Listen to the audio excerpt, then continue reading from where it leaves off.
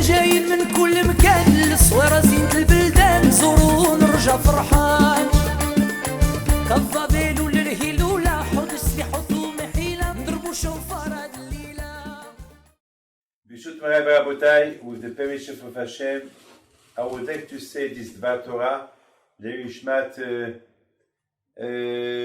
Yitzhak Abraham Belitifa Swed Alav Shalom, as well this shiur today for the father of Theo Masliach, Yitzhak ben Rachel Masliach, is like today that passed away, Le'ilu Yishmato.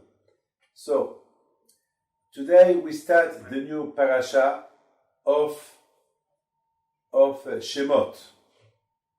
The Parasha of Shemot, now we start talking about Mashiach, the Geulah. You know, the first Mashiach was Moshe Rabbeinu. Moshe Rabbeinu, alav shalom, he was the one who liberated the Jews from Egypt with the hand of Hashem. As you know, the Jews during 400 years in Egypt, they suffered a lot, and Hashem, he brings them out from Egypt with a lot of miracles, with all the miracles that Hashem did to the Bnei Israel when they left Egypt. And of course, HaKadosh Baruch Hu, he showed Pharaoh his big hand, and they punished Pharaoh, and they punished everybody in Egypt with the 10 Makot, 10 plagues, and then Am Israel were liberated from Egypt, and then they crossed the sea, the miracle of the Kriyat Yam Suf, and then Hashem gave them the Torah. And after 40 years, and in the desert, Hashem gave them Eretz Israel. Unfortunately, because they did not respect Torah and Mitzvot, so Hashem destroyed the Beit HaMikdash, and again, the Bnei Israel today we are in exile. But Be'etzat Hashem, we are waiting for Mashiach. And then when Mashiach will come again with a lot of miracles, and then we go back to Eretz Israel with Mashiach. My friend, I had one question this morning. The Torah said in the Parsha of this week, to Vayakom melech hadash al Mitzrayim asher lo yada et Yosef. All of you know from the Parasha of last week and the Parasha of 2 weeks ago, the story about Yossef. Yossef, that he was sold by his brother to be a slave, and from slave he became a king in Egypt, and it was Yossef who saved Egypt from starvation. And Yossef HaTzadik, alav shalom, he prepared his parents to come to Egypt because there was no food in the land of Canaan. And Yossef HaTzadik, again, he was the one who saved all his family from starvation. And then Yossef HaTzadik was a big king, and he was very, very honest man. He could, if he wanted, to overthrow Pharaoh, but he didn't do it. Yossef HaTzadik, he was a good man. He felt that because of Pharaoh, he is now what he is. And Yossef HaTzadik, he was really so honest with Pharaoh, he did not take $1 in his pocket. All the money that he did in Egypt, he gave it to Pharaoh. He sold, at the time, there was no food. So people, they come to Yossef to buy food. They spent all their money. There was no money anymore. No gold, no silver, no real estate, nothing. Yossef HaTzadik exchanged from food, money, gold, diamonds, real estate, land. So even the people, they become slaves. They sold themselves to Yossef. And Yossef, he bought all Egypt with all what there was in Egypt to Pharaoh. That means now Pharaoh, he is the only man who owed everything. He owed people, he owed money, he owed the lands. That means everything. That, can you imagine what Yossef did for Pharaoh? You cannot imagine. At the end, what the Torah said, after Yossef passed away, after Yaakov Avinu passed away, all the 12 tribes passed away, ויקום מלך חדש על מצרים אשר לא ידע את יוסף. And there was a new king, a new Pharaoh that he didn't know who is Yossef. I mean, it's impossible. It's impossible not to know who is Yossef. Yossef, he was the one. Only if you mention Yossef, wow. Yossef was the one who saved Egypt. Yossef was the one who saved Pharaoh from revolution. Because if it was not Yossef, the Egyptian, they will do a revolution against Pharaoh. They will kill Pharaoh, and that's it. So who saved Pharaoh? Yossef. Who saved Pharaoh, the land of Egypt? Yaakov. Because after 2 years of starvation, since Yaakov Abinu came to Egypt, the starvation stopped. It was a big bracha that Yaakov Abinu bring to Egypt. And now, suddenly, Yossef passed away. The new king, he doesn't know who is Yossef. He doesn't know who is Yaakov. The Gemara said something incredible, that Yaakov Abinu, he blessed Pharaoh. What kind of blessing he blessed Pharaoh? He blessed him that you, Pharaoh, when you approach the river of the Nile will come toward you and he will give water to all Egypt. That means that was a fabulous bracha. Can you imagine that? Because, in Egypt there is no rain. And because of Yaakov Abinu, there was enough water for all Egypt. You know what he did, Pharaoh? He took the advantage of that. He became like God. He told people, you see, when I approach the Nile, the water come toward me and he give water to all Egypt. So I'm God. I created the Nile. I created the crocodiles. I am. So, he did something that instead of telling thank you to the Jewish people, thank you to Yaakov, thank you to Yossef, thank you for all what Yaakov Yossef bring to Egypt, no, forgot. ויקום מלך חדש על מצרים, and the new king came in Egypt, אשר לא ידע את יוסף. He made himself like he doesn't know Yossef. Who's Yossef? I don't know. It's like if you ask me, have you heard of Napoleon? Of course, I don't know him, but I know it's Napoleon. If you tell me Jules Caesar, hi Caesar. I mean, I know two Caesar. The Caesar of Buenos Aires, and Le Havdil, and the real Caesar of Egypt, of Cleopatra, and of Rome. Okay, so I know who doesn't know who is Caesar, who doesn't know who is Pharaoh, who doesn't know who is Napoleon. I mean, the one who saved Egypt, it's Yossef. The one who saved Egypt, it's Yaakov. What do you mean? ויקום מלך חדש על מצרים אשר לא ידע את יוסף. This is something that I do not understand. Did you understand me now? Yeah, okay. So, my friends, I would like to tell you something.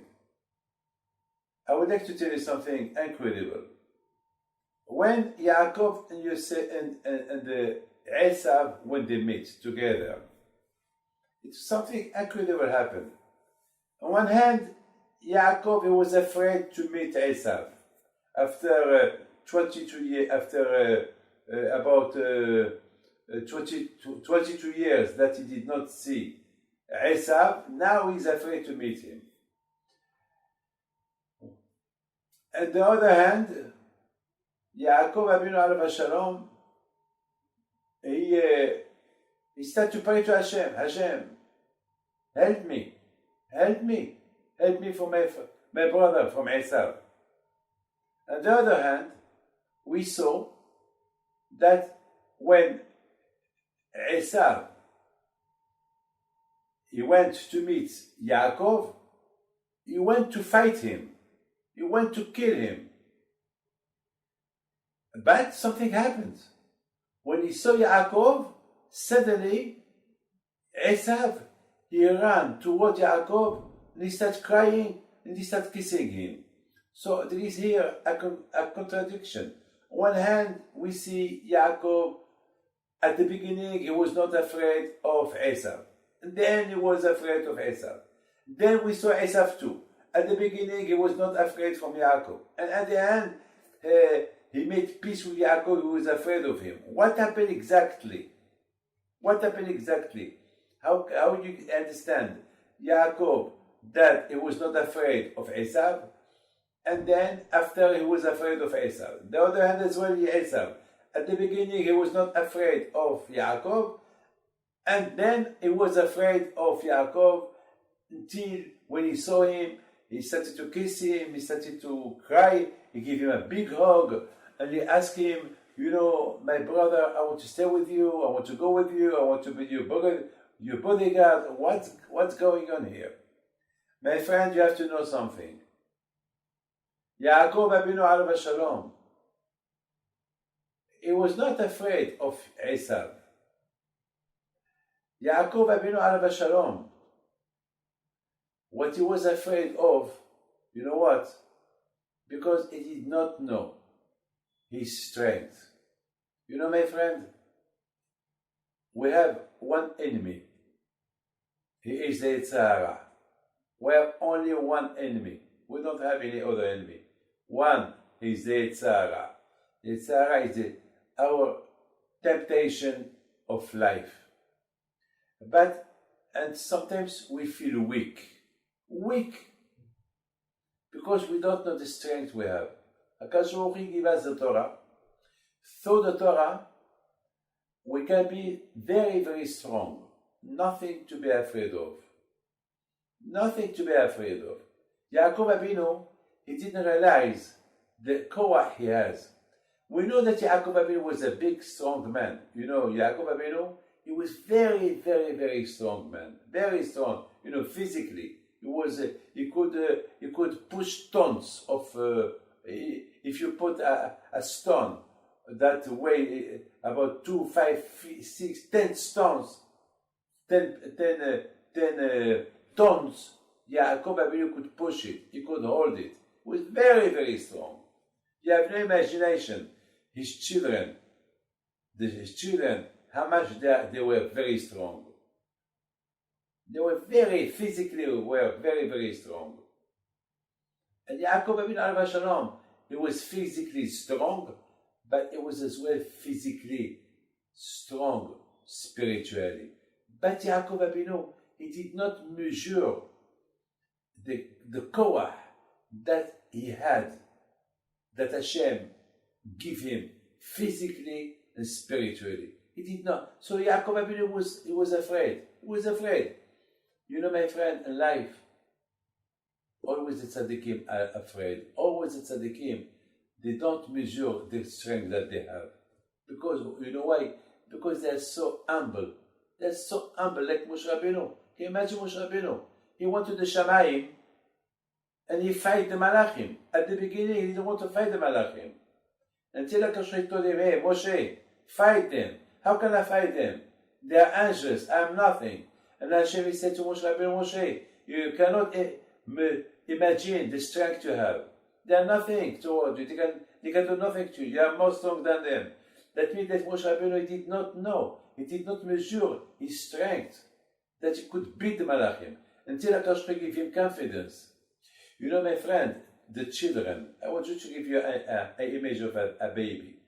A child, at the beginning, you teach him to walk. And you teach him, and then he stand up, and he fell, and you tell him, hey, baby, stand up again, and hey, go. And then he starts walking, he fell, and then, hey, baby, if the baby can talk, he can tell you, "Hey, Papa, I can't walk." Yes, you can walk. You can walk. Can you? Come on. And then you see the baby start walking, and then at the end he run. You give him confidence.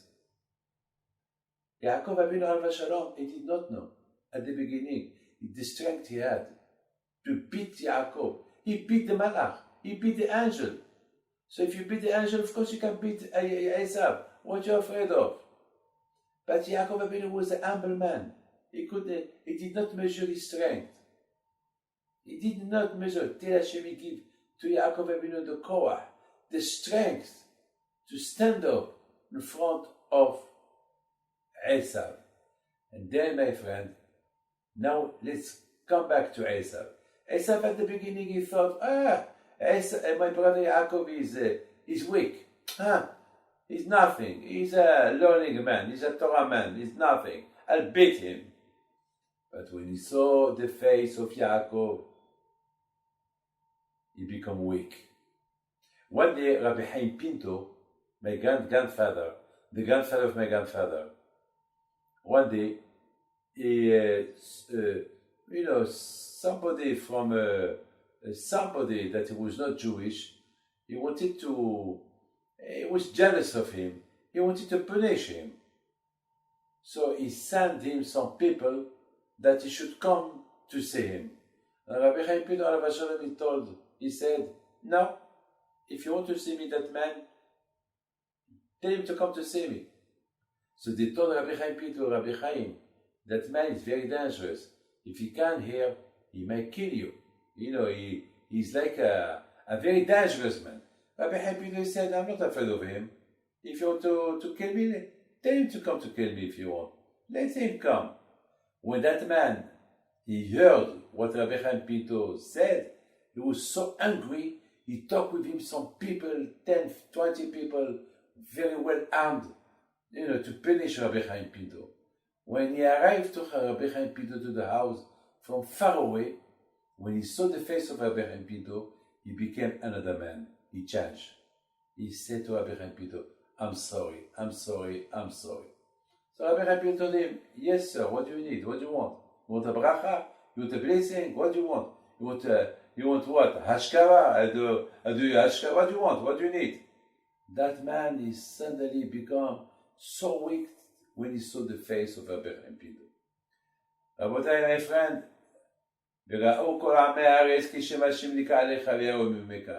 the Torah said, when the people will see the name of Hashem on your face, when you put tefillin, when you keep Shabbat, when you are very careful what you see with your eyes, the most important is you should not lose the name of Hashem on your face. Every Jew has the name of Hashem on his face. So that name we have to keep it. As long as we keep it, we have nothing to worry from nobody. But the day, God forbid, that we lose the name of Hashem from our face, and because we don't keep Torah mitzvot, so instead of everybody will not have any worry from us. My friend, usually we have not to worry, not from the lion, not from the, there is a story about the tzaddik Or HaChaim HaKadosh, that one day was attacked by one lion in the desert, and the Or HaChaim HaKadosh Alav Shalom, he showed him this talit katan. The talit katan, he showed him. When the lion saw the talit katan, so he was afraid. He sit down, he didn't move. There's a lot of stories about tzaddikim and animals. That animals that were afraid of them, well, the tzaddikim were not afraid of them. Why? Because the animals, when they see the name of Hashem on the face of the tzaddikim, they are worried. They cannot move. My friend, this is something that we have to know. Esav Arasha, when he saw the face of Yaakov, he changed. He was weak. Yes, before he saw his face, he went to kill him. But once he saw his face, you can imagine, when Yaakov Avinu, he sent him angels, the real angels. Malachi Mamash. Rashi said, Yaakov Abinu, he sent angels to Esav because he wanted to frighten Esav. When he will see the real angels, Esav, he might say, wow, Yaakov, he sent me angels, oh la la. If the bodyguards of Yaakov are angels, so how can I hurt him? No, Esav was not afraid from the angels. But when he saw the face of Yaakov, he was afraid from the face of Yaakov, but he was not afraid from the face of the angels. To tell you how much a man he can be stronger than angels, especially when he keeps Torah and mitzvot. Now, my friend, you understand. When the Bnei Israel were in Egypt, they started to go. I mean, unfortunately, Yaakov Abinu, he told them to remain in Eretz Goshen. In Eretz Goshen, where the Shevet Levi were there studying Torah. And Yaakov Abinu told them, if you want to have success, if you don't want to hurt yourself, if you want to live well in Egypt, till Hashem will send you Moshe Rabbeinu to deliver you, to give the liberation, to go back to Eretz Israel, remain in Eretz Goshen. Don't, it's like if we talk about, my friend, wherever you are today, I mean, you can be in Buenos Aires, can be even in Eretz Israel. You have to always to live where there is a synagogue, where there is a mikvah, where there is kosher food, when there is a Jewish school. I mean, this is very important. I mean, if you choose only to have a nice house, nice villa with a good, swimming pool, and there is far away from Judaism, so it's very bad. It's very, very bad. You may lose your Judaism.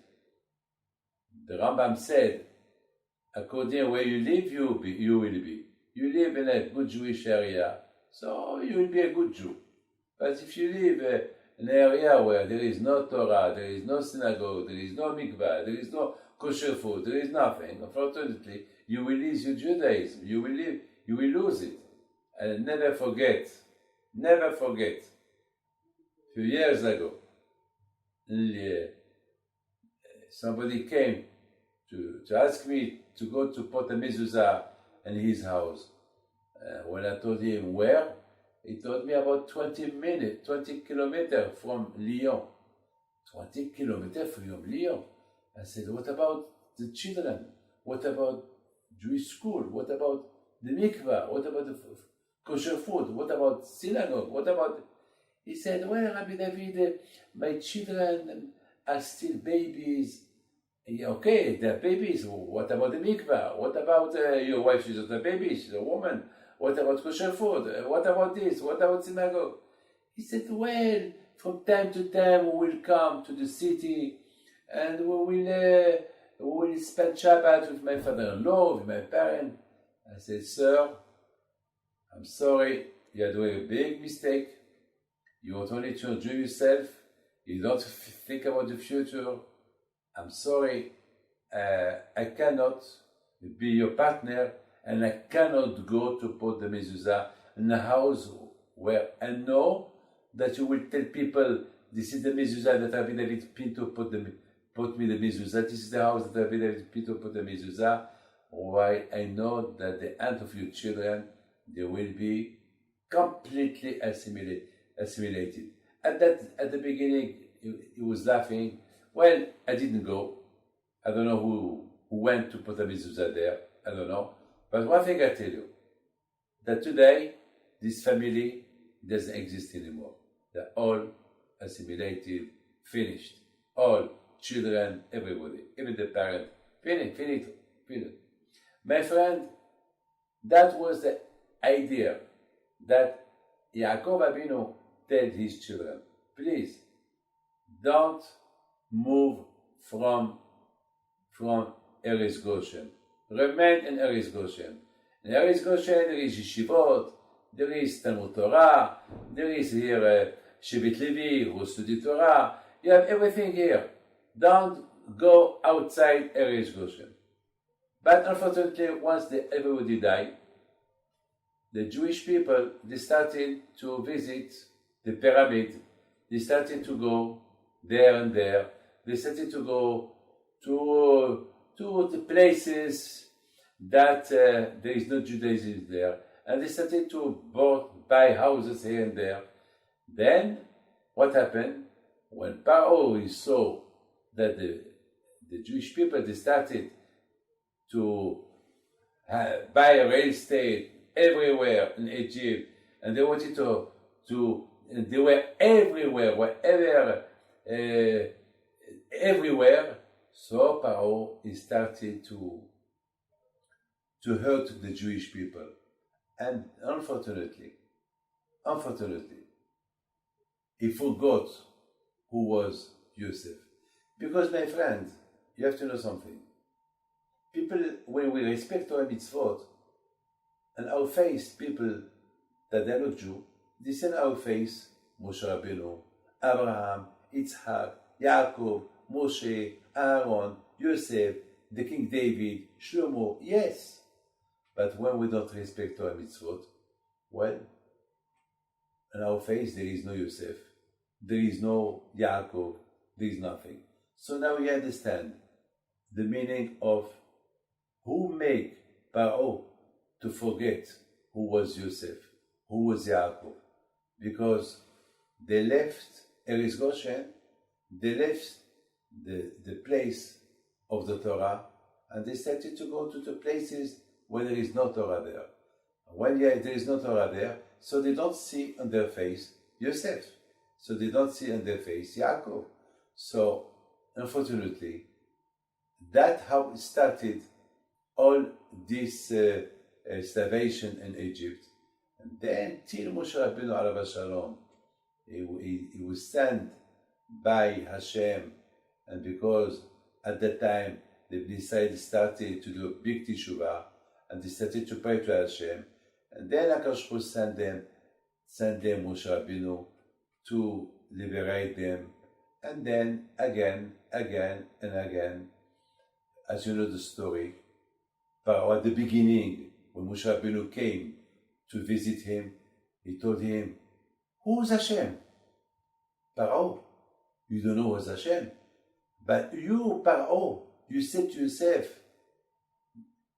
Yossef, you are so clever. I see Hashem in your face. And now you say, who's Hashem? Well, unfortunately, who did that Pharaoh forgot who's Hashem? It was the Bnei Israel. When we don't follow Torah mitzvot, so people will say, who's Hashem? Who's their God? Who's Abraham? Who is Yitzhak? But when we respect Torah and mitzvot, so people, they will see on us the name of Hashem, the name of Abraham, Yitzhak, Yaakov. My friend, I would like to tell you one thing. A few weeks ago, I was in Miami, I was in New York, and there was a woman who came to see me, and that woman, I did not see her for 10 years. For 10 years I didn't see her. She used to go to see me a lot, but since her son passed away, she stopped to come to see me. And then she came a few weeks ago, and I told her, Madam, I'm sorry for what happened to you a few years ago, but since then I didn't see you. What happened? She said, because I was very angry against you. Because all the time that my son was not well, I came to you to get blessing from you, and at the end my son passed away with the bad illness. So I saw that there is no God, there is no Hashem. Why? Why Hashem took my son? So I told her, Madam, I have no answer for you, but don't forget, this is life. Only Hashem knows what He's doing. I cannot give you an answer for you. But because of that, you stop coming. Because of that, you you are against Hashem. So what about Kippur? Do you do Kippur? Yes, I do Kippur. So why you do Kippur? What about Pesach? You do Pesach? Yes, I do Pesach. So why you do Pesach? Why there is only Hashem on Pesach and Yom Kippur, and because He took your son, there is no Hashem. You have to accept Hashem in any case that if Hashem always there. I mean, I don't understand. So I said, so now why you came? So she told me, Rabbi, I just came to ask you, I'm sorry. I said, why? She said, you arrived this morning from Israel, yes or no? I said, yes, I arrived this morning from Israel. She told me that she had a dream with her son, the son who passed away. And then in the dream she told, yeah. And the dream, huh?